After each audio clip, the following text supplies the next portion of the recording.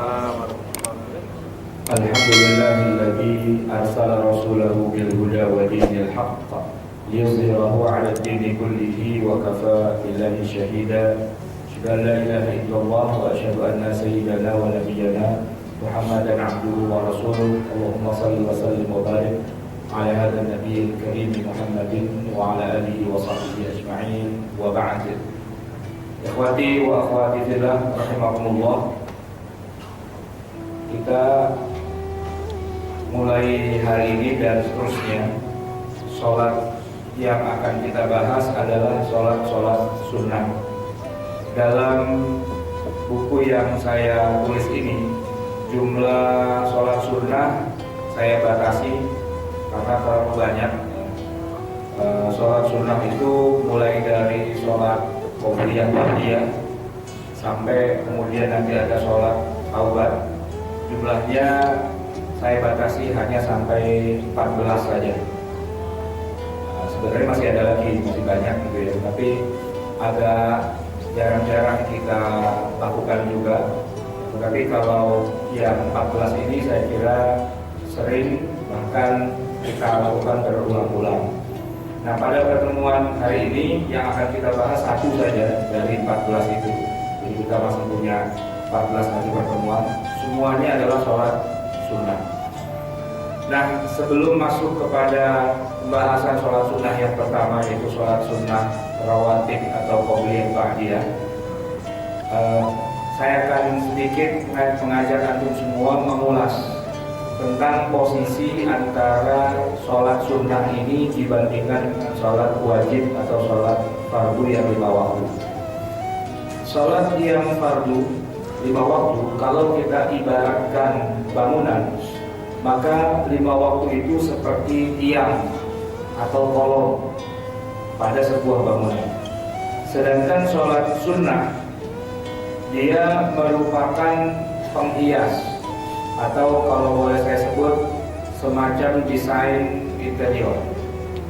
Jadi bangunan itu tidak cukup hanya tiang-tiangnya saja, kerangkanya saja, sebab jadi tidak layak untuk dihuni. Ya, setidaknya di kerangka itu kemudian dipasanglah tembok ya, atau dinding. Tidak cukup hanya tembok pasangan bata begitu saja, tapi diplester, diaci, bahkan dicat, ya, bahkan sebagian lagi malah melapisinya dengan berbagai macam ya penghias, entah itu wallpaper ya. Kemudian lantainya pun nggak cuma sekedar dak beton begitu saja, tapi paling tidak dikasih keramik, sebagian lagi malah dikasih karpet. Udara di dalamnya diatur suhunya agar kalau siang tidak terlalu panas, malam tidak terlalu dingin, maka digunakanlah mesin pengatur suhu, air condition, AC, dan seterusnya sehingga bangunan itu layak huni dan nyaman. Nah, yang membuat nyaman itu bukanlah kerangkanya. Yang membuat nyaman itu adalah, kalau dalam bahasa bangunan itu, finishingnya. Dan biasanya mengerjakan bangunan itu yang susah, yang detail, yang lama itu finishingnya, bukan kerangkanya. Kalau kerangka itu cukup kita pakai molen, ya, udah pasang semua kerangka baja dan sebagainya, diisi cor-coran, selesai. Mungkin dalam waktu 2-3 minggu cepatlah jadi. Tapi begitu kerangka sudah jadi, ya kan, daknya sudah jadi dan sebagainya, yang lama atau yang rumit itu justru finishingnya.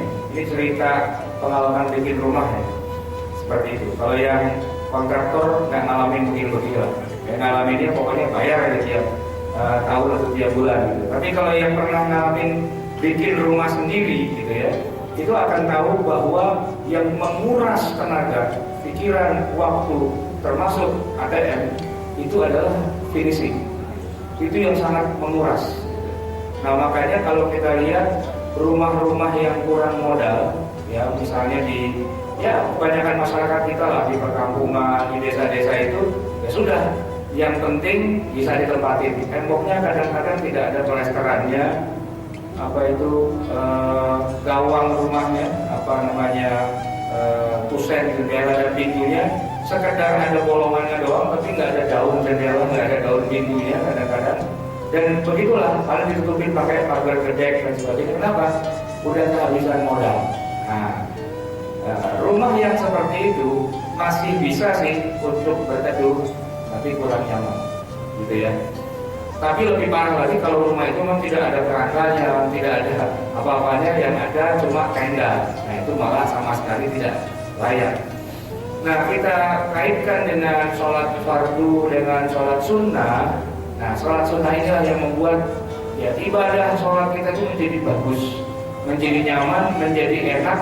Di surga itu kita gak cuma sekedar ngemper, tapi juga berada pada tempat yang maqam mahmudah, tempat yang layak dihuni, yang enak, yang bagus, yang kemudian kita merasakan, nah ini baru surga, bukan ngemper, cuman nggak sekedar nggak di neraka doang gitu ya. Nah, udah masuk surga tapi masih di emperannya, masih belum full kenikmatannya. Nah jemaah sekalian, setelah sholat fardu yang 5 waktu itu, maka sholat yang merupakan sholat sunnah dan yang paling utama adalah sholat yang mengiringi kelima waktu tadi. Zuhur ada pengiringnya, asar, maghrib, isya, subuh, semua ada pengiringnya. Baik dilakukan sebelum sholat ataupun sesudah sholat, tentu dengan memperhatikan waktu-waktu yang dimakruhkan atau waktu-waktu yang diharamkan. Karena ini merupakan sesuatu yang terus-menerus terjadi, kesunahannya, yang mengiringi sholat yang 5 waktu, maka banyak ulama yang menyebut dengan istilah rawatib. Sholat sunnah rawatib. As-salawat al-masnunah qabla al-faraid atau ba'daha. Sholat sunnah sebelum sholat yang mafruḍah, yang 5 waktu, atau sesudahnya. Walaupun di dalam hal ini ada juga yang menggunakan istilah rawatib tidak sebatas pada qobliyah sebelum atau ba'diyah sesudah sholat 5 waktu saja, tapi yang terulang-ulang terus, seperti katakanlah sholat tarawih misalnya. Nah itu oleh sebagian ulama juga disebut dengan rawatib. Tetapi yang paling sering digunakan adalah hanya pada 5 waktu sholat fardu, yaitu sebelum dan sesudahnya saja.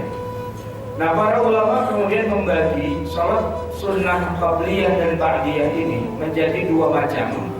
Yang pertama yang hukumnya sangat-sangat dianjurkan, nilainya bukan cuma sunnah tapi sunnah ya, sudah sunnah pula, atau disebut dengan istilah sunnah muakkadah, sunnah yang sangat ditekankan ya, dianjurkan sekali dan jangan sampai ditinggalkan, walaupun tetap derajatnya belum sampai kepada fardu atau wajib, sehingga kalaulah tidak dikerjakan maka hukumnya tidak berdosa, hanya rugi saja. Karena ada kesempatan emas, peluang yang sangat baik itu kok malah ditinggalkan. Nah ada juga sholat rawatib qabliyah atau ba'diyah yang levelnya tidak seperti yang sunnah muakkadah, maka disebutlah dengan istilah sunnah ghairu muakkadah. Ghairu artinya bukan, muakkadah bukan terlalu ditekankan. Jadi sekedar sunnah biasa saja, tapi tidak terlalu ditekankan.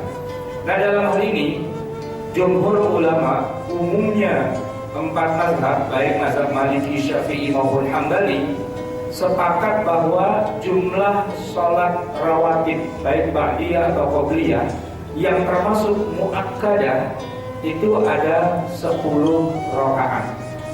Ini menurut jumhur ulama. Nanti bedanya yaitu mazhab Hanafi mengatakan bukan 10 tapi tambah lagi ada 2 menjadi 12. Nah, antara 10 sampai 12. Yang 10 ini disepakati oleh jumhur ulama. Nah, yang 12 ini ditambahkan oleh mazhab Al-Hanafiyah. Apa dasarnya? Kita ambil salah satu hadis yang diriwayatkan oleh Al-Imam Al-Bukhari dari sahabat Ibnu Umar radhiyallahu anhu. Jadi Ibnu Umar pernah berkata, "Hafiztu minan Nabi sallallahu alaihi wasallam 10 raka'atin." Saya menjaga selalu menjaga. Yang saya terima dari Nabi, sholat itu adalah 10 rakaat di luar sholat-sholat fardu. Apa itu? Raka'ataini qabla dzuhri, 2 rakaat sebelum zuhur. Itu tidak pernah ditinggalkan oleh Ibnu Umar. Kenapa? Karena beliau melihat Rasulullah itu tidak pernah meninggalkannya. Wa raka'ataini ba'daha, dan 2 rakaat sesudahnya. Itu termasuk sunnahnya muakkadah, 2 rakaat sebelum zuhur dan 2 rakaat sesudahnya. Wa raka'ataini ba'dal maghribi, dan 2 rakaat sesudah sholat maghrib. Asar tidak ada yang sunnah muakkadah, walaupun tetap ada nanti yang ghairu muakkadah, tetapi langsung lompat kepada maghrib. Kalau zuhur tadi sebelumnya 2 rakaat, sesudahnya 2 rakaat muakkadah, ya, jadi 4. Kemudian maghrib itu 2 rakaat. Wa raka'ataini ba'dal isya'i fi baitihi, dan 2 rakaat sesudah isya di rumahnya. 2 rakaat sesudah isya di rumahnya. Wa raka'ataini qabla subhi, dan 2 rakaat sebelum sholat subuh. Jadi sudah dapat 10. Zuhur 2 rakaat sebelumnya, 2 rakaat sesudahnya, itu sudah 4. Kemudian maghrib sesudahnya, isya sesudahnya 4, 8. Nah, yang 2 lagi qabla subhi. Wa kanat sa'atan la yadkhulu 'ala an-nabiy sallallahu alaihi wasallam fiha. Haddatsani Hafsah radhiyallahu anha annahu kana idza adzana al-mu'adhdhin wa qama al-fajr shalla rak'ataini.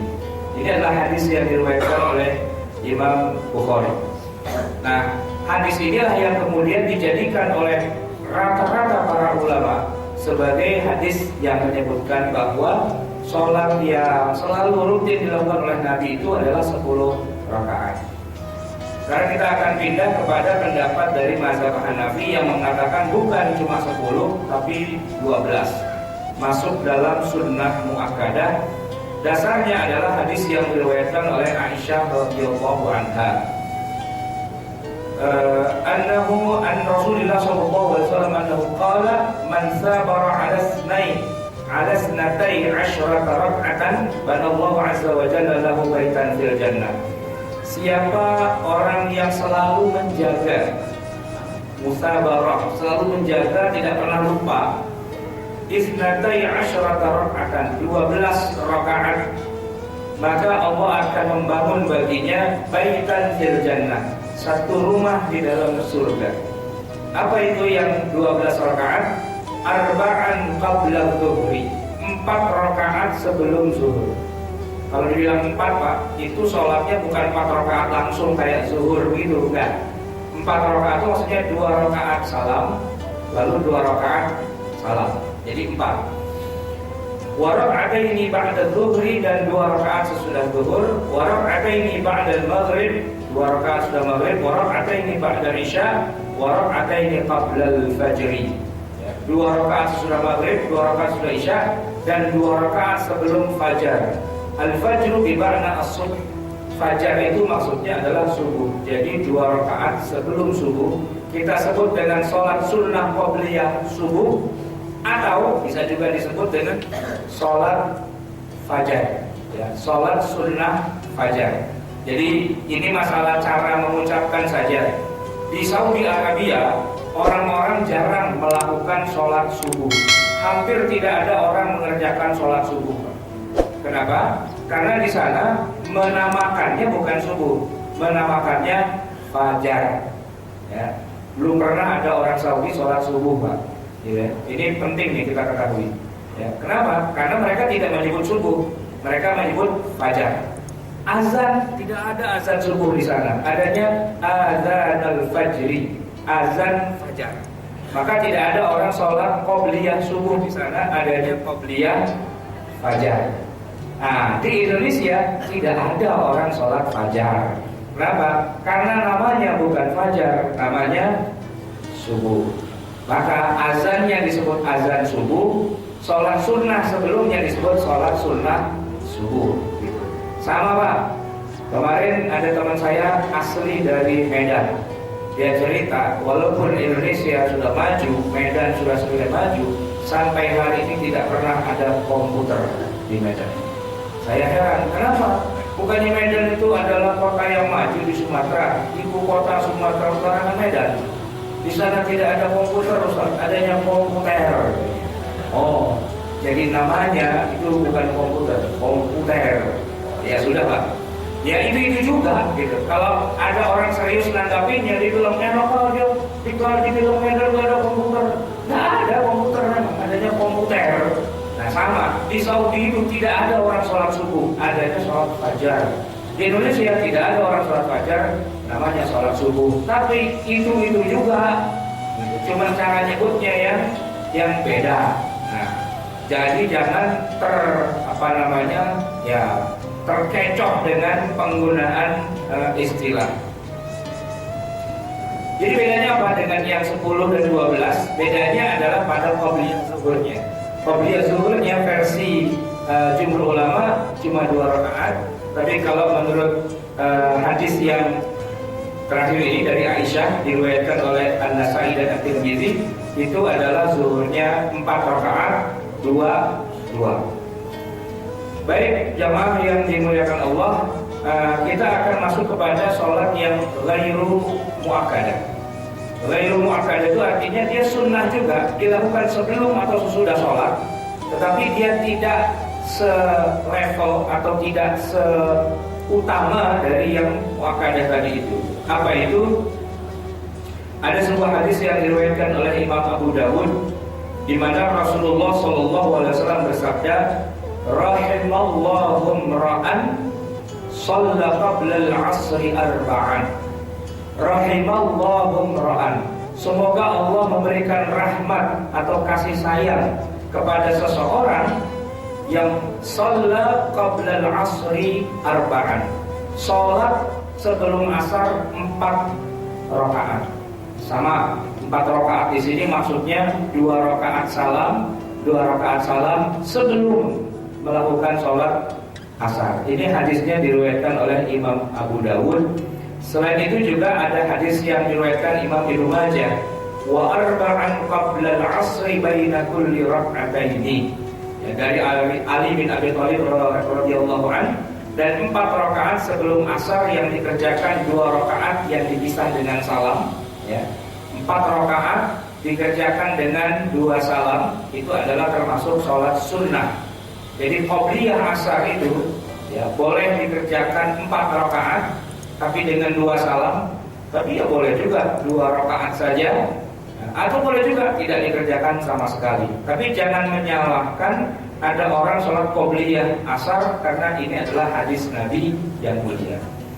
Begitu juga 2 rakaat sebelum maghrib, ada hadisnya diriwayatkan oleh Imam Bukhari dan Muslim, sallu qabla al-maghribi rak'ataini.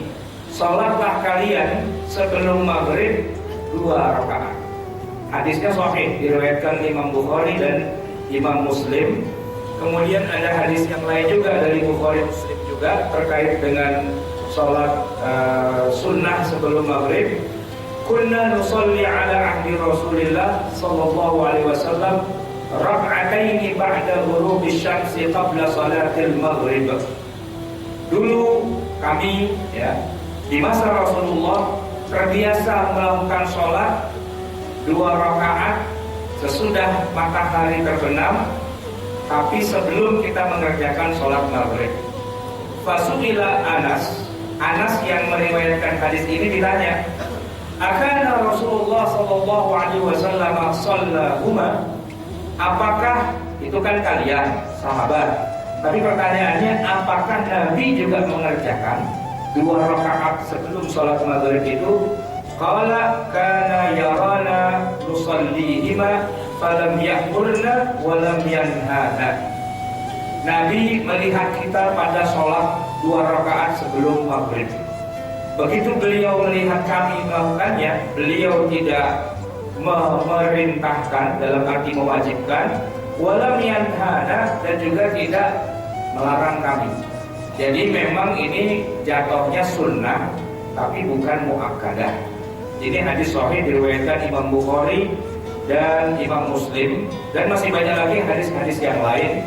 Saya akan langsung masuk kepada 2 rakaat sebelum Isya.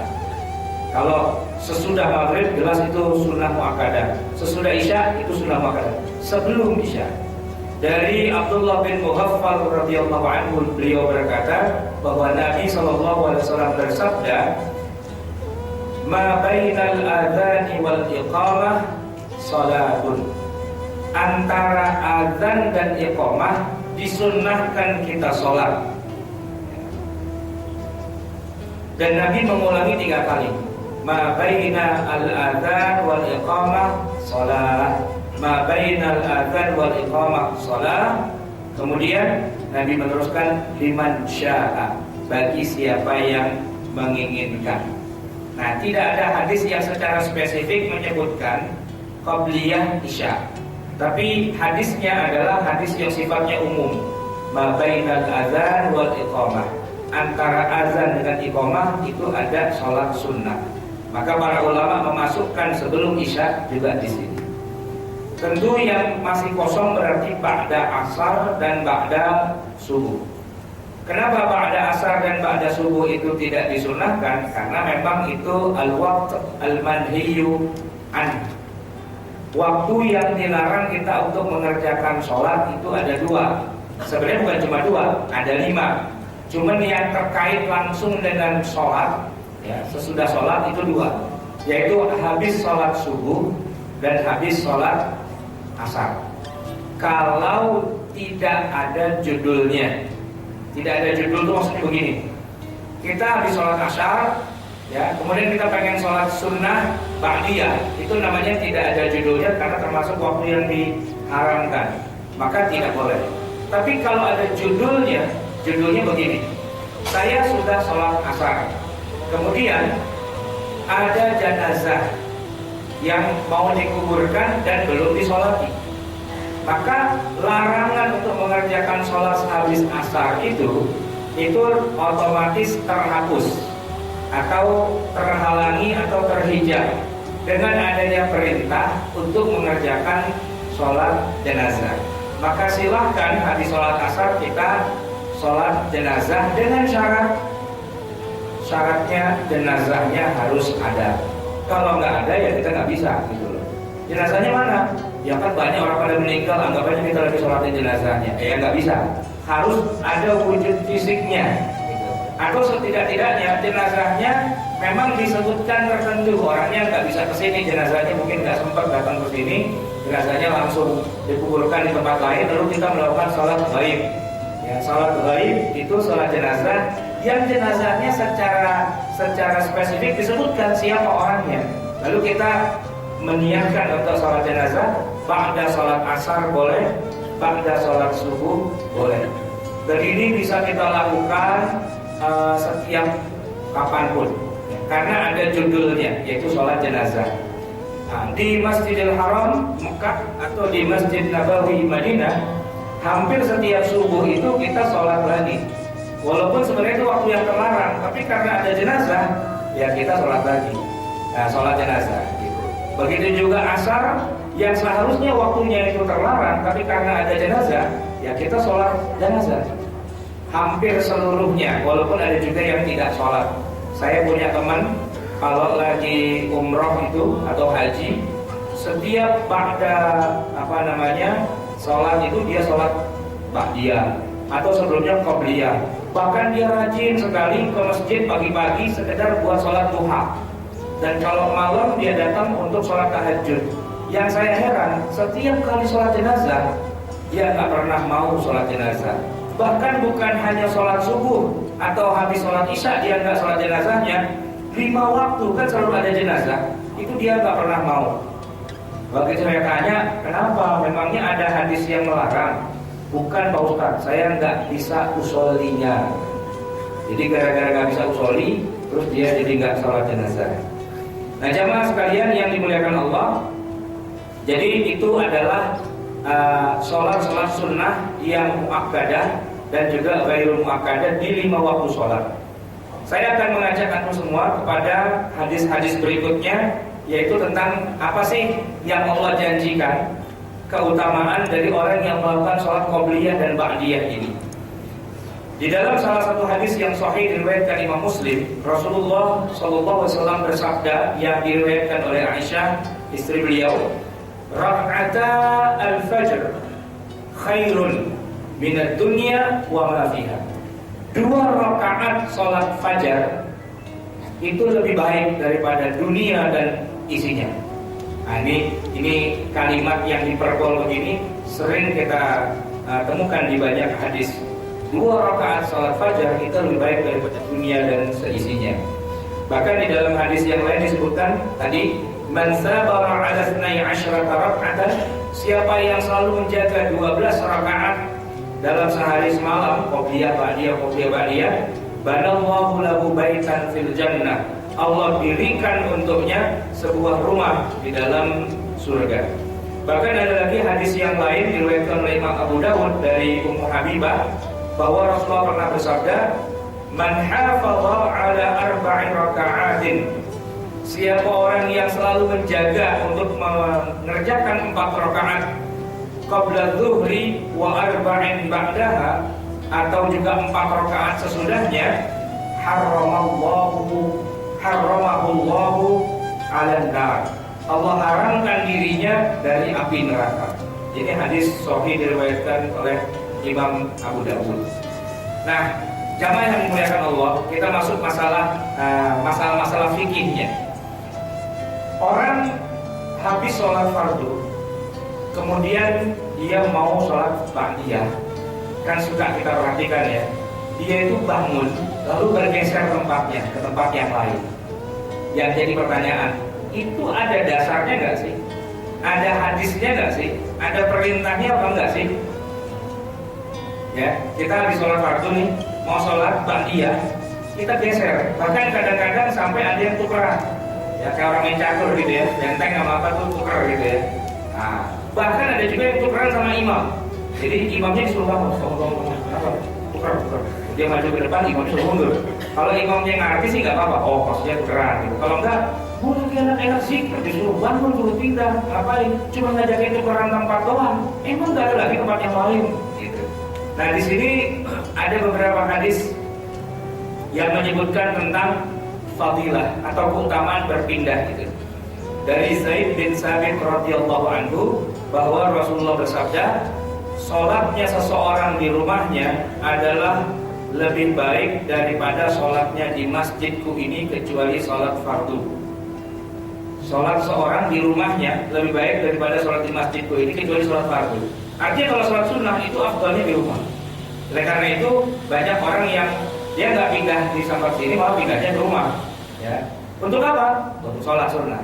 Tapi ada juga yang segera pulang ke rumah untuk apa? Untuk tidur lagi. Gitu. Ada juga. Ya, atau udah banyak urusan gitu ya, lain gitu. Nah, ada hadis lagi yang lain, seorang imam tidak boleh sholat di tempat di mana dia sholat sehingga dia berpindah tempat. Nah, ini jangan dia sholat sunnah di tempat yang tadi dia jadi imam. Jadi dia harus geser kanan, geser kiri, atau kemana lah, ya, ke tempat jamaah dan sebagainya. Kemudian ada lagi hadis yang lain, apakah kamu merasa berat apabila kamu sholat untuk maju sedikit atau mundur sedikit atau pindah ke sebelah kanan atau pindah ke sebelah kiri? Apakah jadi berat? Jawabannya tentu tidak. Nah, maksudnya sabda Nabi ini menganjurkan kepada kita, kalau kita sudah sholat fardu, kita disuruh sholat sunnah, dan untuk itu kita disuruh bergeser, entah maju ke depan atau ke belakang, kanan, kiri dan sebagainya. Yang penting tetap menghadap kiblat, jangan mundur ke belakang lalu arahnya jadi kebalik. Nah, itu jadi nggak sah. Arahnya tetap ke kiblat, tapi posisi sholatnya itu yang kemudian dipindah-pindah. Nah, semua hadis-hadis ini menunjukkan bahwa pindah tempat ketika melaksanakan sholat itu hukumnya disyariatkan, bahkan disunnahkan.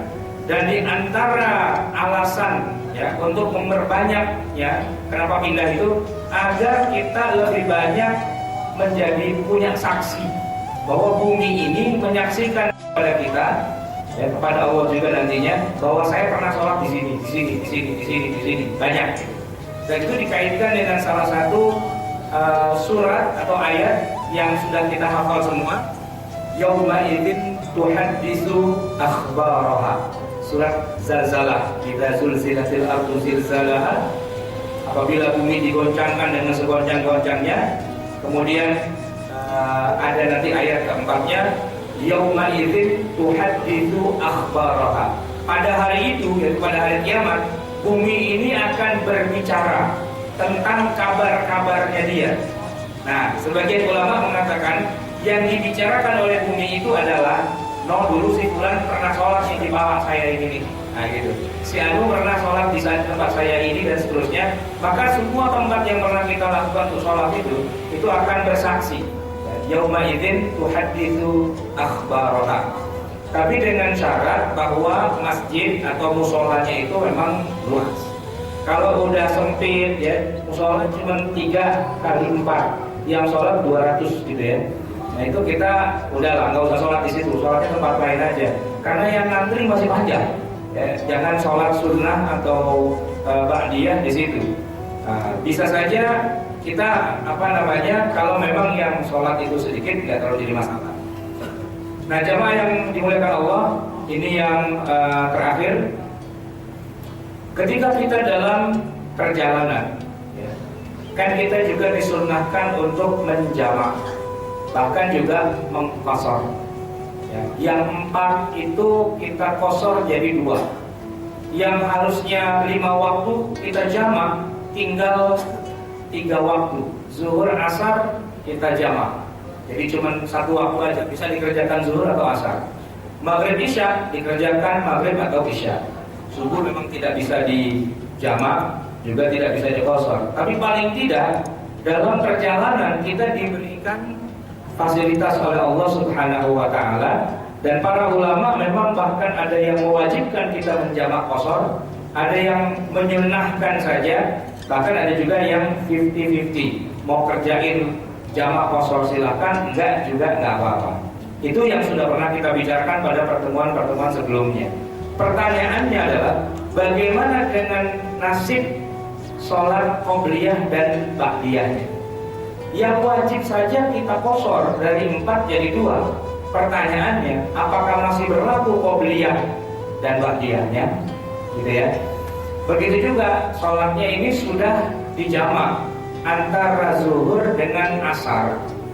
Zuhur kita jamak dengan asar. Itu pertanyaannya, habis sholat zuhur kita sholat ba'diyah dulu apa langsung asar? Atau kita sholat zuhur lalu asar lalu begitu ba'diyah, atau bagaimana? Nah di sini para ulama memang berbeda pendapat ya. Umumnya ya, para ulama mengatakan kalau kita sudah melakukan yang namanya jamak dan juga qashar, maka sholat-sholat yang rawatib, yang sunnah, baik muakkadah ataupun ghairu muakkadah, otomatis sudah tidak berlaku lagi kalau kita jamak atau kita qashar.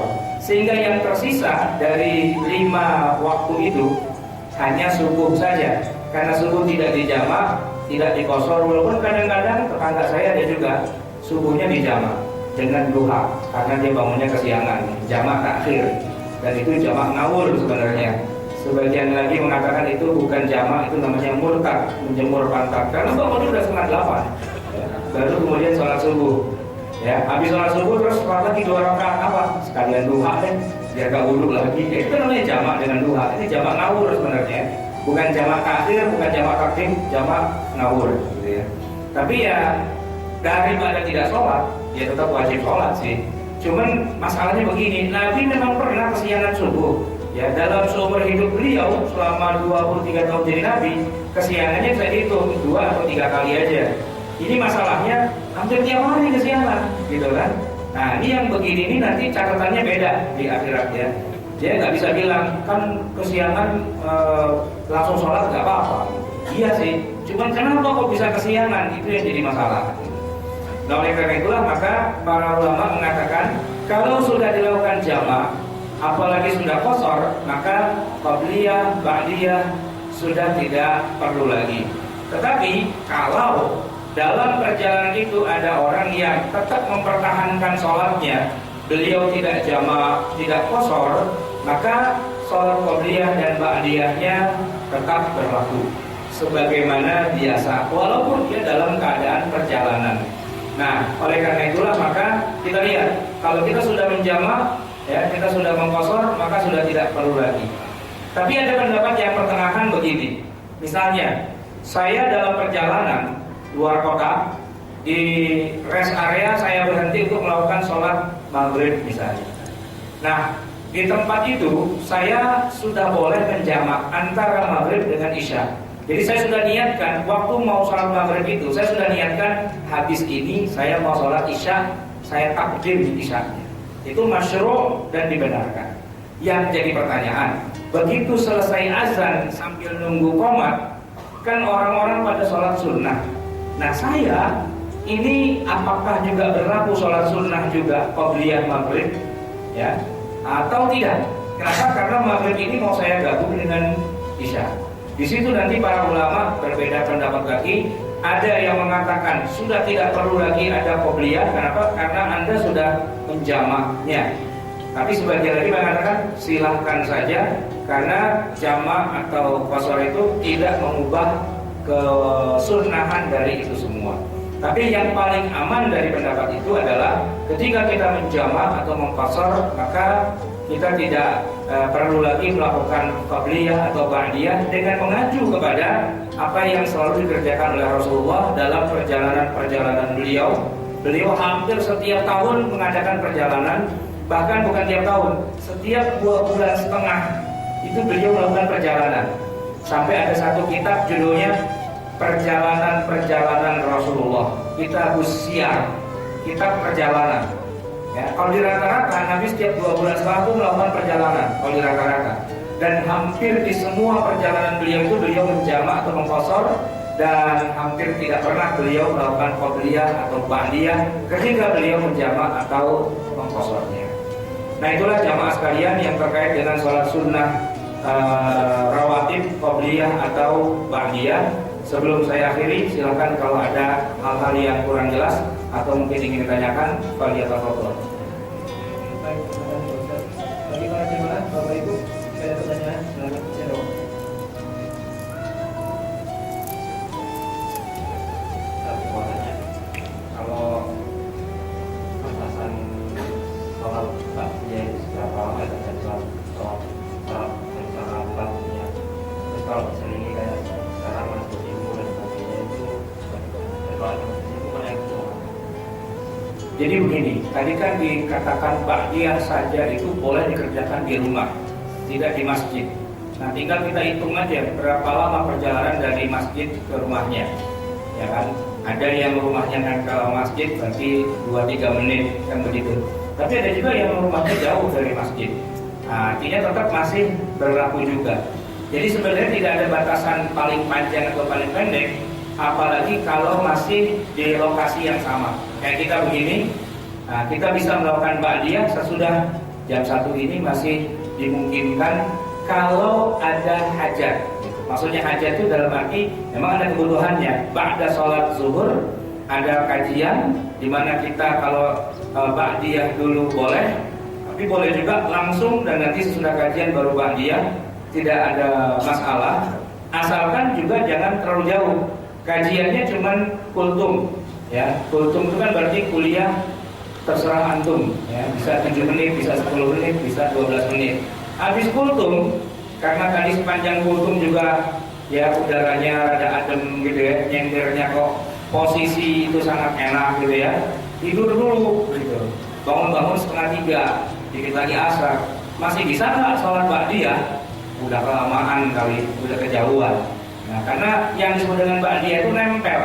Nah maka ketika kita misalnya sholatnya di masjid, habis sholat kita mau kerjakan sholat sunnahnya di rumah, ya udah kita pulang. Cuman pulangnya langsung ke rumah, jangan mampir ke mall dulu, ya atau jalan-jalan kemana, sampai rumah udah mau masuk waktu lagi yang berikutnya, ya itu sudah tidak lagi disunnahkan. Tapi ketika ada jeda, misalnya batal, duduk dulu nah, atau wah udah lapar banget nih, ya udah makan dulu, terus balik lagi bisa. Makan dulu itu maksudnya ya makan 5-10 menit. Bukan makan yang lama sampai 2 jam 3 jam.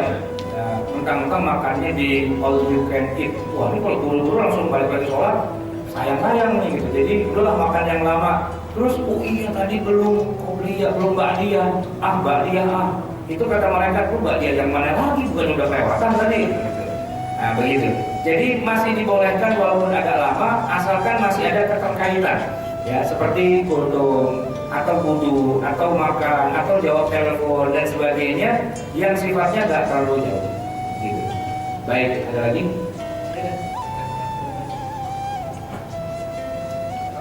Assalamualaikum warahmatullahi wabarakatuh. Waalaikumsalam.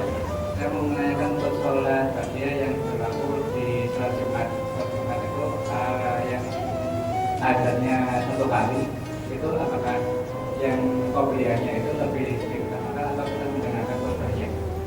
Terus yang pertanyaan kedua, untuk niat sholat yang kita niatkan dua niat sholat untuk satu. Jadi katakanlah kita mau sholat sholat tahiyatul masjid sama qobliyah, cuman gabungnya jadi satu niat. Apakah ini? Baik. Jadi masalah sholat qobliyah Jumat memang masalah ikhtilaf di antara para ulama. Sebagian mengatakan tidak ada qobliyah Jumat. Artinya ya memang begitu azan tidak ada sholat sunnah, yang ada adalah mendengarkan khutbah. Sebab di masa Rasulullah SAW memang konteksnya waktu itu tidak ada azan dua kali, azannya hanya satu kali saja, yaitu ketika Rasulullah sudah naik ke atas mimbar. Sebelum itu tidak ada azannya. Maka para sahabat datang ke masjid, tentu mereka sholat, tapi sholatnya bukan qobliyah zuhur. Sholatnya adalah sholat tahiyatan lil masjid, ya, menghormati masjid. Dan datangnya bukan mepet waktu dari kita di azan, datangnya dari awal. Ya, kalau cara kita ya 6:30 lah sampai ke masjid gitu ya. Marbot maksudnya gitu dia. Nah gitu. Nah itu nunggu sampai masuk waktu zuhur. Rasulullah kemudian keluar dari kamarnya, langsung naik ke atas mimbar. Naik ke atas mimbar langsung salam kan, Assalamualaikum warahmatullahi wabarakatuh. Beliau langsung duduk. Nah ketika beliau duduk itu Bilal azan, satu-satunya azan yang dikumandangkan ketika sholat Jumat di masa Rasulullah gitu ya. Nah sepeninggal Rasulullah, masyarakat Madinah bertambah dan para sahabat yang hidup saat itu kemudian mereka mengistimbat, ya, mengambil sebuah kesimpulan hukum bahwa kalau bisa azannya jangan cuma pas waktu lagi itu, tapi azannya adalah sebelum masuknya atau sebelum naiknya imam ke atas mimbar itu juga sudah dikumandangkan azan. Cuma diriwayatkan memang azannya tidak di situ, azannya di atas tembok masjid, atau ada lagi yang menyebutkan di pasar, di mana. Alhasil intinya kemudian di zaman sahabat itu kemudian azan menjadi dua kali.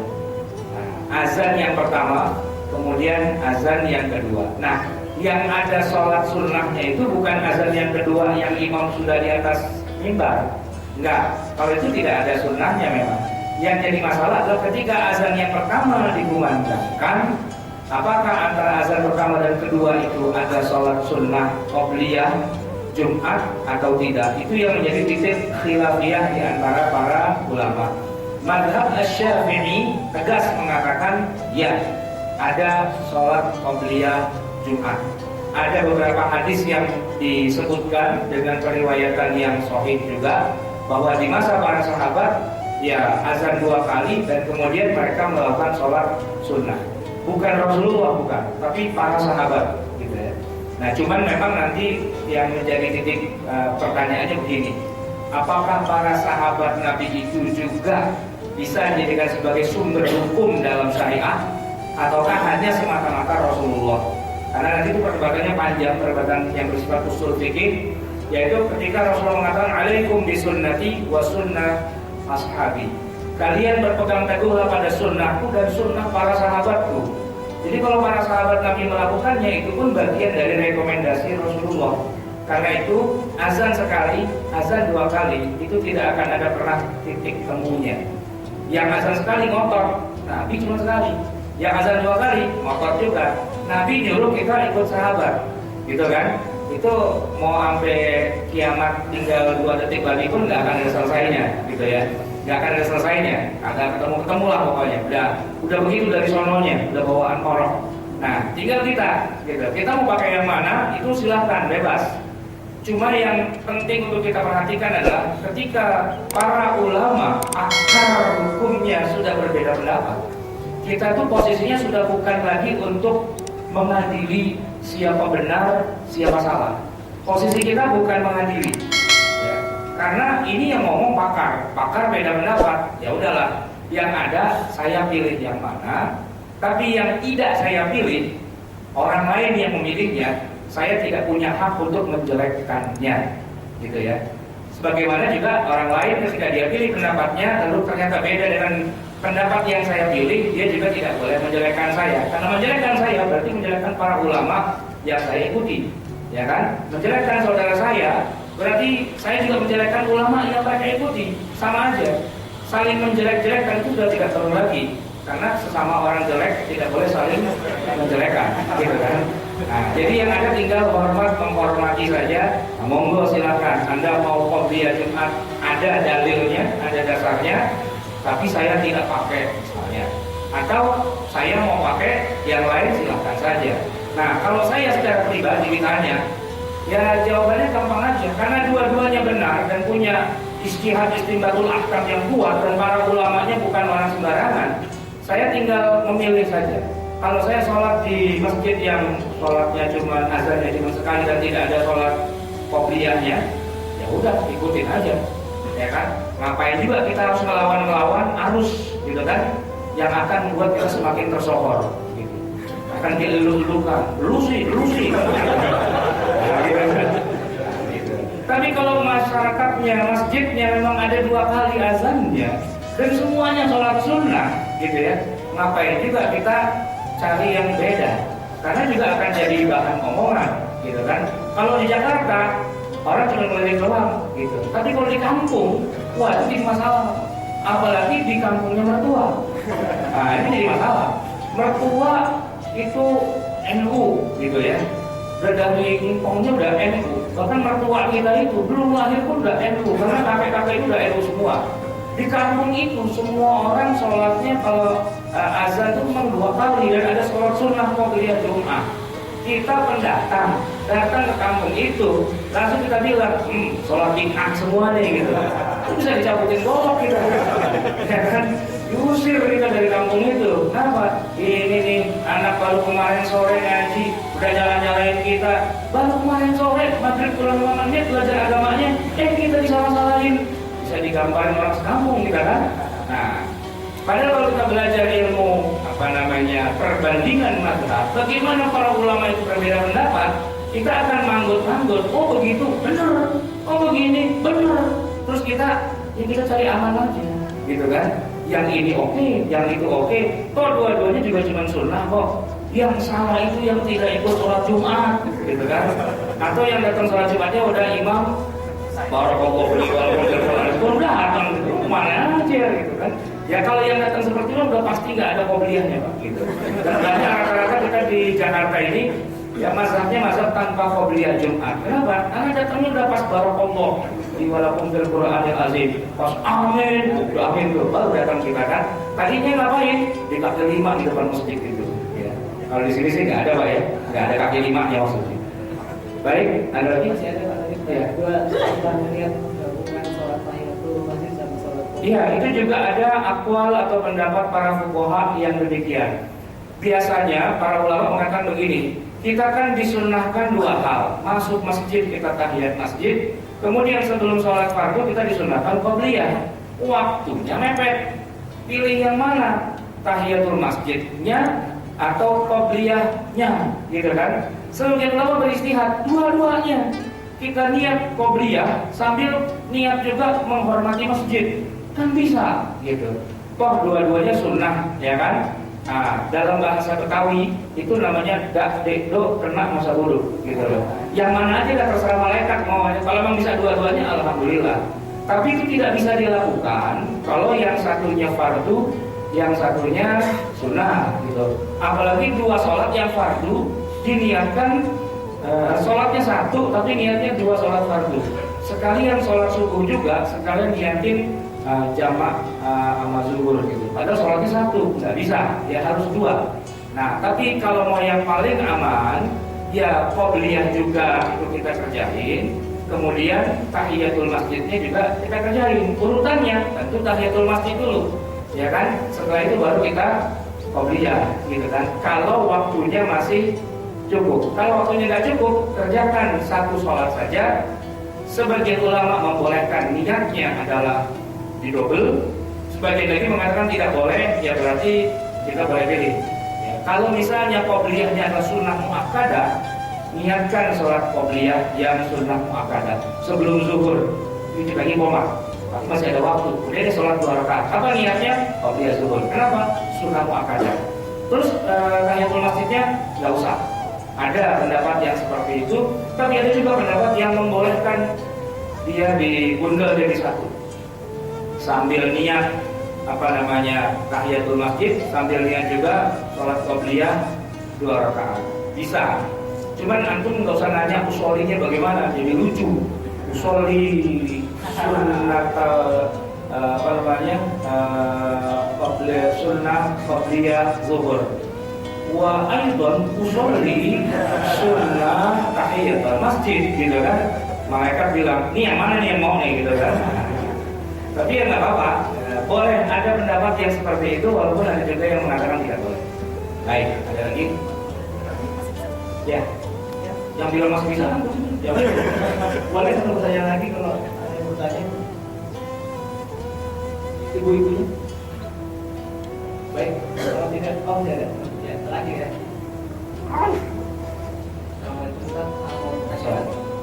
Kalau sholat sunnah katanya boleh dilakukan tidak dalam kondisi berdiri, jadi kondisi duduk apakah boleh? Ya, sholat sunnah tidak sama dengan sholat fardu. Maka sholat sunnah boleh dikerjakan tanpa berdiri, walaupun kita tidak dalam keadaan uzur. Kalau sholat fardu harus uzur dulu. Uzur di sini bukan berarti udah uzur tua, itu nggak harus gitu ya. Uzur itu maksudnya ada penghalang syar'i, entah itu sakit, ya kan, entah itu apalah macam-macam gitu, apa orangnya cacat dan seterusnya, baru boleh sholatnya sambil duduk. Tapi kalau sholat sunnah boleh tanpa uzur syar'i, bukan sakit, bukan capek, bukan apa, kita sholatnya duduk. Itu boleh, karena Nabi melakukannya. Beliau melakukan sholat sunnah itu sering kali dilakukannya di atas punggung onta. Tentu tidak berdiri kalau di atas onta itu, susah gitu kan. Paling Jackie Chan yang bisa kayak gitu kan, berdiri di atas onta gitu. Tapi kalau kita, Rasulullah sholatnya duduk, pegangan. Rukuknya cuma maju sedikit, sujudnya maju sedikit, udah begitu. Itu boleh. Maka antum kalau memang capek banget nih pengen qobliyah atau pengen ba'diyah gitu, mojok aja sholatnya sambil duduk, silahkan. Paling nggak ada orang lirik, "Pak lagi sakit ya?" Enggak, aku duduk, sunnah lagi. Oh, emang kalau sunnah boleh? Makanya ngaji. Jadi kalau sunnah boleh Pak, ya boleh. Qobliyah atau ba'diyah atau sholat duha, sholat yang lain-lain, sholat witir dan sebagainya boleh. Tapi dengan dengan syarat itu sholat sunnah saja dan bukan sholat yang fardu. Kalau sholat fardu harus ada alasan yang syar'i di mana dia baru boleh duduk atau tidak menghadap kiblat dan seterusnya. Antum pernah nggak sholat di atas kendaraan menghadap kemana saja, gitu ya? Pernah nggak? Pernah ya? Rasulullah juga pernah. Cuman bedanya kalau kita begitu tuh sholat fardu. Nah, sementara kalau Rasulullah itu sholat sunnah. Gitu. Nah, kalau sholat fardu gimana? Kalau Rasulullah sih kalau sholat fardu turun. Ya, beliau menghadap kiblat, rukuk, sujud yang sebenarnya. Karena sholat fardu mengharuskan semua itu. Adapun kalau sholat sunnah baru beliau naik onta, menghadap kemana saja, nggak pakai rukuk atau sujud seperti yang biasa, bahkan tidak berdiri, hanya duduk di atas punggung onta. Illal maktubah, kecuali sholat yang fardu. Itu jelas perbedaannya. Cuma di masa sekarang banyak orang yang rada remeng-remeng gitu. Kayaknya pernah denger deh Nabi sholat di atas onta. Iya. Jadi udah kita sholat aja di atas kendaraan, gitu kan? Tanpa bisa memilah bahwa ternyata yang Nabi kerjakan itu bukan sholat fardu. Karena hadisnya tegas, illal maktubah, kecuali sholat fardu, Fa idza arada an yusalli al-maktubah, ketika Nabi ingin sholat yang fardu 5 waktu, nazala, beliau turun. Fastaqbalal qiblata, kemudian beliau menghadap ke arah kiblat. Gitu. Cukup ya?